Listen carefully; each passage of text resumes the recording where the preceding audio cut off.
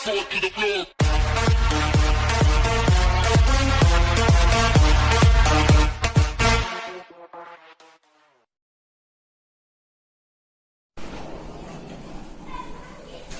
Welcome to Das ki class. Today we shall study our first chapter, that is real numbers. Before study about the real numbers, first of all see how many types of numbers we already study in our earlier classes. तो जो सबसे पहले हमने सीखा है वो है counting, गिनती. अगर हम गिनती की बात करें तो गिनती स्टार्ट होती है 1 2 3 4. और जो स्टार्टिंग के लोग थे, अर्ली पीपल्स थे, जो जंगलों में उस टाइम रहते थे, उन्होंने स्टार्टिंग में जो गिनती बनाई वो गिनती इसलिए थी ताकि जो उनके आसपास की चीजें हैं उनको वो काउंट कर सके, गिन सके. कितने पहाड़ वहां दिख रहे हैं एंड कि कितने लोग रह रहे हैं, कितने पेड़ दिखाई दे रहे हैं, कितने एनिमल्स आ रहे हैं, या कितनी नदियां बह रही है, कितने पहाड़ दिख रहे हैं. इन सब चीजों को काउंट करने के लिए जो एक सिस्टम डेवलप हुआ उसी को ही काउंटिंग कहा गया. और उसी काउंटिंग को आज की डेट में मैथमेटिक्स के अंदर हम नेचुरल नंबर्स कहते हैं, क्योंकि नेचुरल नंबर का ही यूज हुआ शुरू में जो नेचर से रिलेटेड चीजें थी उसको काउंट करने के लिए. उसके बाद जैसे जैसे ये चीज डेवलप होती गई, बढ़ती चली गई, तो नेचुरल नंबर्स में के बाद एक और नंबर नया ऐड हो गया, उसका नाम रखा गया होल नंबर. तो नेचुरल नंबर बने. नेचुरल नंबर के बाद जो नेक्स्ट एक इन्वेंशन हुई वो है जीरो. जीरो को डेवलप होने के बाद जो नेचुरल नंबर है, नेचुरल नंबर जो 1 2 3 अप टू इन्फिनिटी तक नंबर था, उसी नंबर्स में एक नया नंबर ऐड हो गया जीरो. और अब इस ग्रुप को कहा जाने लगा होल नंबर्स, पूर्णांक. अच्छा, अगर आप जीरो के बारे में पढ़े तो आपको पता लगेगा कि जीरो जो है इंडिया में खोजा गया था. इसकी खोज आर्यभट्ट जी ने की थी. और एक कमाल की बात यह है कि जब आप रोमन न्यूमरल्स पढ़ेंगे तो रोमन न्यूमरल्स के अंदर जीरो का रिप्रेजेंटेशन आपको नहीं मिलेगा. तो होल नंबर डेवलप हुआ.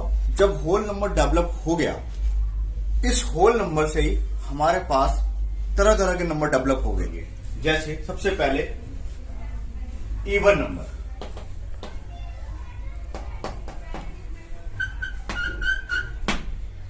दो, 4, 6, 8, 10 ऐसे नंबर्स को इवन नंबर कहा जाता है. इवन नंबर्स क्या होते हैं?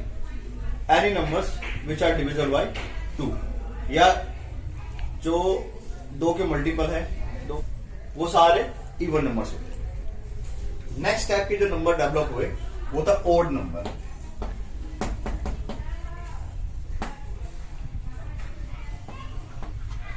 इसमें 1 3 5 7 9 एंड सो. जो नंबर्स 2 से डिवाइड हो रहे थे वो इवन नंबर्स है. जो नंबर 2 से डिवाइड नहीं हो रहे थे वो ऑड नंबर है.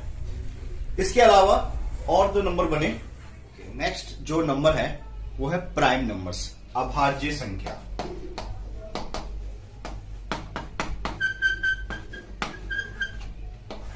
अच्छा, प्राइम नंबर्स किसे कहते हैं? Prime numbers are those numbers which are divisible by either 1 और इटसेल्फ. ऐसी संख्याएं जो 1 से डिवाइड होती है या फिर अपने आप से डिवाइड होती है, ऐसी संख्याओं को हम अभाज्य संख्या कहते हैं.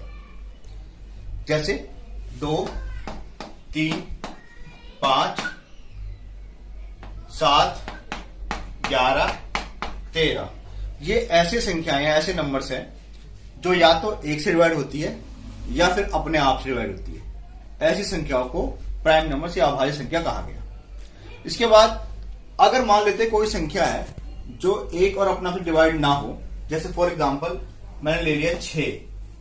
अब 6 जो है 1 2 3 और 6 4 नंबर से डिवाइड हो रही है. तो ऐसे संख्या, ऐसे नंबर्स को हम कहते हैं कंपोजिट नंबर, भाज्य संख्या. Numbers which have more than 2 factors, जो 2 से ज्यादा संख्याओं से भाग होती है, ऐसी संख्याओं को हम भाज्य संख्या कहते हैं. ठीक है। तो होल नंबर्स के बाद हमने देखा, अभी हमारे पास आए even numbers, odd numbers, prime numbers and composite number. इस तरह तरह के नंबर मिल गए। फिर जैसे जैसे आगे बढ़ते चले गए, नंबर्स को और तरीके से रिप्रेजेंट किया जाने लगा, और तरह के नंबर डेवलप होने लगे। नेक्स्ट टाइप के जो नंबर बने वो थे इंटीजर्स, पूर्णांक। इसके बारे में हम ज्यादा डीप में नहीं जाएंगे। नंबर लाइन आप सबने देखा हुआ है। नंबर लाइन पे बीच में होता है 0, यहां 1, यहां 2 और यहां इंफिनिटी। इसी तरीके से लेफ्ट में -1, -2 और अप टू -इंफिनिटी। ये जो नंबर आपको सारे दिख रहे हैं यहाँ पे नंबर लाइन के ऊपर 0, 1, 2, 3, 4 अप टू इंफिनिटी, इस तरह से माइनस वाले नंबर -1, -2, -3 अप टू -इंफिनिटी, इन सभी नंबर्स को इंटीजर्स कहा गया, पूर्णांक कहा गया। ओके, इंटीजर्स के बाद जो नेक्स्ट टाइप के नंबर आए वो है रैशनल नंबर। और रैशनल नंबर बहुत इंपॉर्टेंट है। जो हमारा फर्स्ट चैप्टर 9th क्लास में रहा है नंबर सिस्टम का, वो पूरा का पूरा रैशनल और इरेशनल नंबर पे बेस्ड रहा है। तो सबसे पहले देखते हैं कि रैशनल नंबर क्या होता है। Any number which can be written in P by Q form where Q is not equal to 0 is called rational number. जिस रैशनल नंबर्स या परिमेय संख्या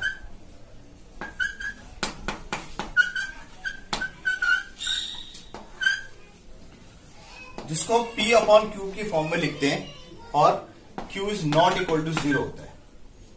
जैसे मैंने लिखा 1 अपॉन में 2। अब यहां देखिए P अपॉन में Q, यहां P की जो वैल्यू है वो 1 है और Q की जो वैल्यू है वो 2 है। तो कोई भी नंबर जो अपॉन में इस तरह से लिखा जाता है P अपॉन Q की फॉर्म में, उन सबको हम रैशनल नंबर कहते हैं। रैशनल नंबर जो होता है या तो टर्मिनेटिंग होगा या फिर नॉन टर्मिनेटिंग होगा।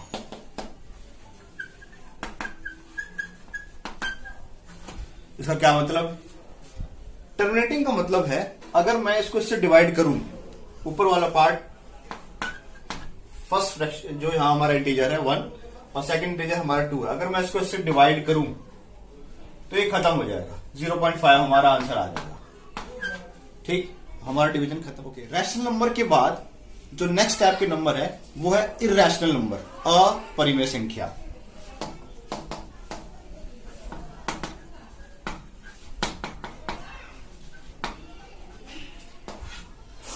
अब इरेशनल नंबर क्या होते हैं? इरेशनल नंबर्स को हम सिंपली कह सकते हैं जिनको हम P अपॉन Q के फॉर्म में नहीं लिख सकते, which can not be written in P by Q form. Those are called the irrational number. Very simple. Now the question is arising, if we cannot write in the P upon Q form, then how we can write it? तो उसको हम लिखे कैसे? तो irrational numbers क्या होते हैं इसके बारे में देखते हैं। irrational numbers वो होते हैं जो नॉन टर्मिनेटिंग होते हैं और साथ ही साथ नॉन रिपीटिंग होते हैं। नॉन टर्मिनेटिंग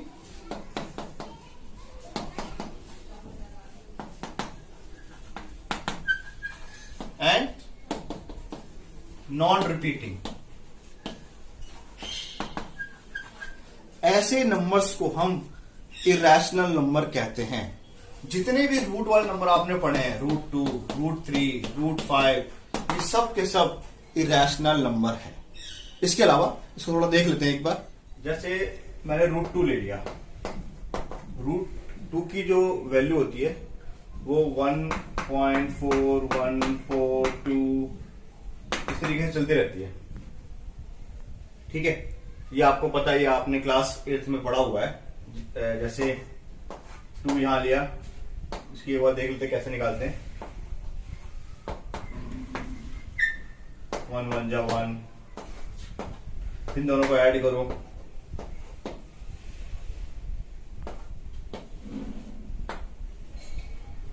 फिर 4 जा,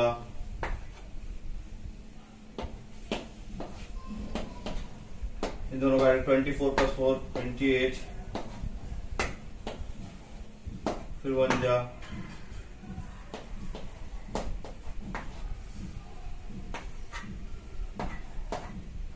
फिर इन दोनों को ऐड करो, मतलब इस तरह आप देखेंगे कि ये जो नंबर्स है आपको जो है कभी खत्म नहीं हो रहे।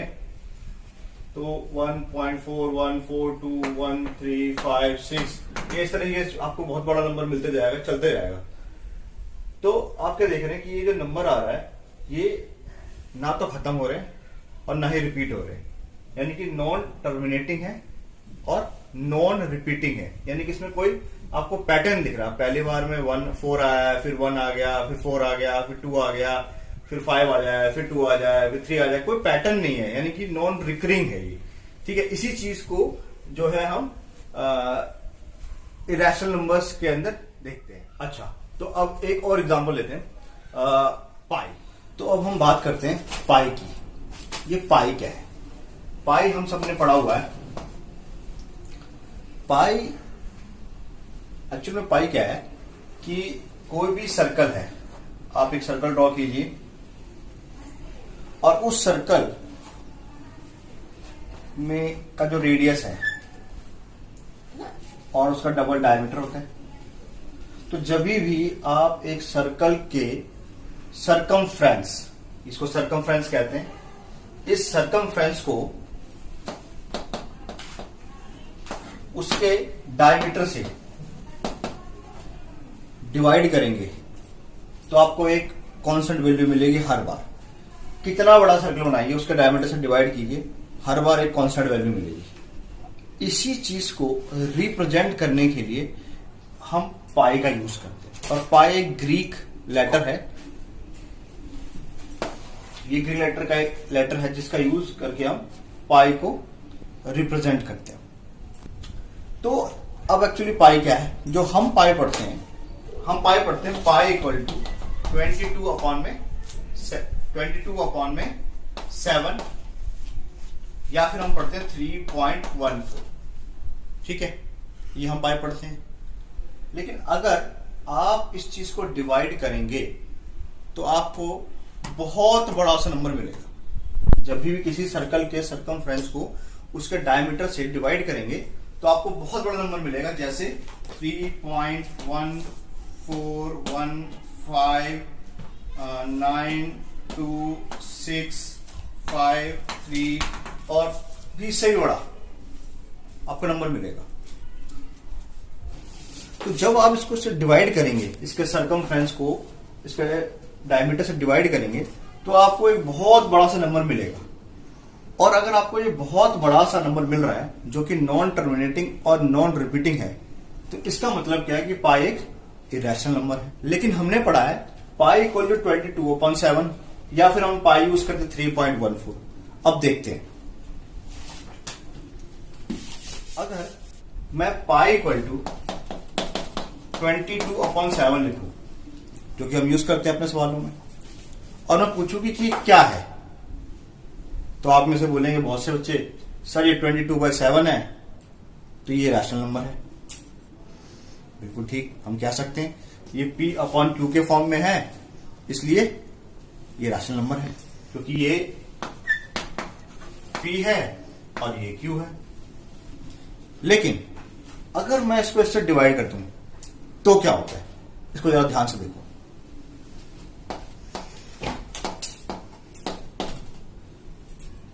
7 3 21, 7 1 7,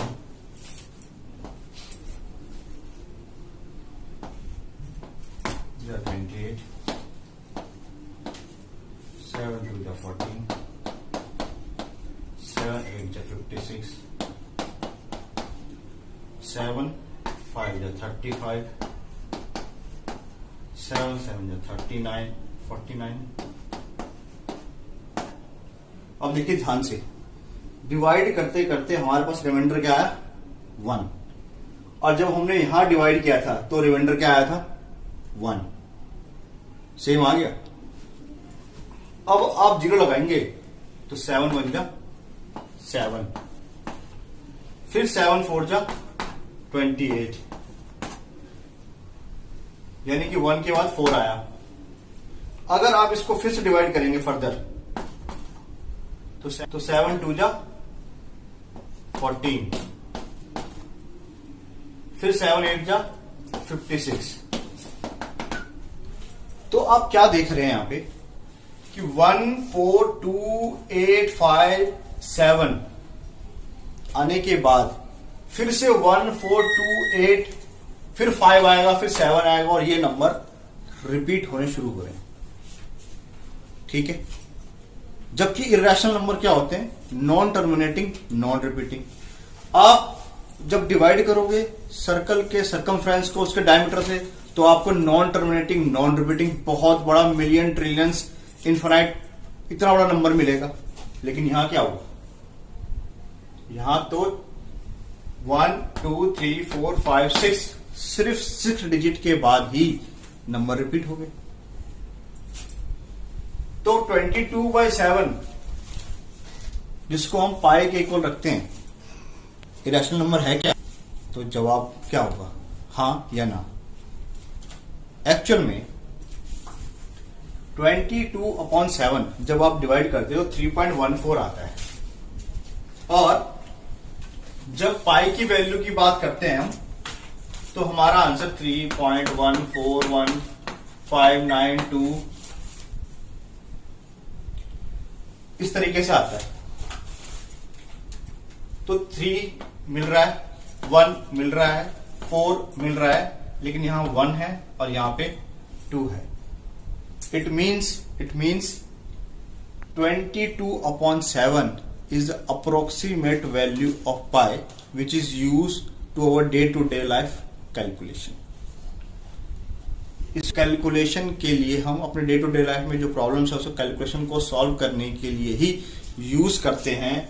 22/7 पाई के इक्वल नहीं है, इसलिए 22/7 जो है वो एक सच में ही रैशनल नंबर है, और पाई जो है वो सच में एक इरेशनल नंबर है, क्योंकि उसकी बहुत बड़ी वैल्यू होती है। और यहां पे आप क्या देख रहे हैं? ये टर्मिनेट हो रहा है आफ्टर 6 डिजिट। ये इसको ऐसे भी समझिए, ये टर्मिनेट हो रहा है, इसीलिए हम इसको रैशनल नंबर की फॉर्म में लिख पा रहे हैं। अगर ये टर्मिनेट नहीं हो पा रहा था तो हम इसको 22/7 रैशनल नंबर की फॉर्म में लिख ही नहीं पाते। अब ये जो नंबर हम यूज करते हैं 22/7, ये सिर्फ डेसिमल के 2 डिजिट तक ही सिमिलर है, बाकी उसके बाद चेंज हो जाता है। ठीक है, इसके अलावा हम पाई के बदले जो है 355/133 भी यूज कर सकते हैं। इसकी वैल्यू जो है अप्रोक्सीमेटली 3.1415929। ये 6 डिजिट सेम है, यहां से डिफरेंस आता है इसमें। जो पाई की वैल्यू है 3.1415927, यहां तक सेम है। ये भी यूज कर सकते हैं, लेकिन हम करते नहीं है, क्योंकि ये जो है एक बहुत बड़ा नंबर है, बहुत बड़ा फ्रैक्शन है, और इतने बड़े नंबर के साथ अगर हम कैलकुलेशन करें तो हमारा क्वेश्चन जो है और कॉम्प्लिकेटेड हो जाएगा। तो अब हम एक चीज देख लेते हैं कि रैशनल नंबर जो भी हमने पढ़े और रैशनल नंबर जो पढ़े, इसमें क्या फर्क है। तो रैशनल नंबर जो है वो P/Q की फॉर्म में होता है, जबकि जो इरेशनल नंबर है वो P/Q की फॉर्म में नहीं होता। ठीक है, जो रैशनल नंबर है ये टर्मिनेटिंग होता है या फिर नॉन टर्मिनेटिंग होता है, और जो इरेशनल नंबर है वो ऑलवेज नॉन टर्मिनेटिंग होगा। ये रिपीटिंग होता है और ये नॉन रिपीटिंग होता है। तो ये मेजर डिफरेंस है terminating and repeating, non terminating and non repeating को लेकर। जैसे अगर कोई नंबर 3.3333 की फॉर्म में है, तो यहां पे देखिए 3 जो है बार बार रिपीट हो रहा है, तो ये रैशनल नंबर ही होगा। लेकिन अगर कोई इस तरीके से नंबर 3.1231557 और डैश डैश डैश कभी रिपीट नहीं हो रहा, तो ये हमेशा इरेशनल नंबर होगा। अब हम बात करते हैं कि रियल नंबर्स क्या होते हैं। तो अब हम बात करते हैं रियल नंबर्स की, जो हमारा 10th क्लास का पहला चैप्टर है और जिसका नाम है रियल नंबर। तो हमें पता होना चाहिए कि एक्चुअली में रियल नंबर्स होते क्या है। तो अभी तक आपने जितने भी तरह के नंबर्स पढ़े हुए हैं, स्टार्टिंग में आपने पढ़ा नेचुरल नंबर, उसके बाद आपने पढ़ा होल नंबर, फिर आपने पढ़ा इंटीजर्स, फिर आपने पढ़ा रैशनल नंबर, फिर आपने पढ़ा इरैशनल नंबर। ये जितने भी टाइप के अभी तक आपने नंबर्स पढ़े हुए हैं, natural number, whole number, integer, rational number, irrational numbers, इन सभी नंबर्स को ही हम रियल नंबर्स कहते हैं। और इन शॉर्ट अगर आपसे पूछा जाए कि रियल नंबर क्या है, तो आप ऐसे भी कह सकते हैं कि जितने भी रैशनल नंबर है और जितने भी इरैशनल नंबर है, इसी दोनों के ग्रुप को हम रियल नंबर कहते हैं। क्योंकि होल नंबर के अंदर सारे नेचुरल नंबर आ जाते हैं, इंटीजर्स के अंदर सारे होल नंबर आ जाते हैं, रैशनल नंबर के अंदर सारे ये इंटीजर्स आ जाते हैं, रैशनल नंबर में सारे इरैशनल नंबर आते हैं। तो जितने भी नंबर्स बचते हैं, ये सारे के सारे नंबर्स को मिलाकर ही इसी ग्रुप को हम रियल नंबर कहते हैं। तो ये था हमारा रियल नंबर। रियल नंबर के बारे में अभी हमने देखा कि रियल नंबर्स क्या होते हैं, और नेक्स्ट वीडियो में हम इस चैप्टर्स के बारे में देखेंगे। इस चैप्टर्स में हमें क्या क्या पढ़ाई करनी है, और एक टॉपिक के साथ हम इस चैप्टर्स को आगे बढ़ाएंगे। Till then watch this video.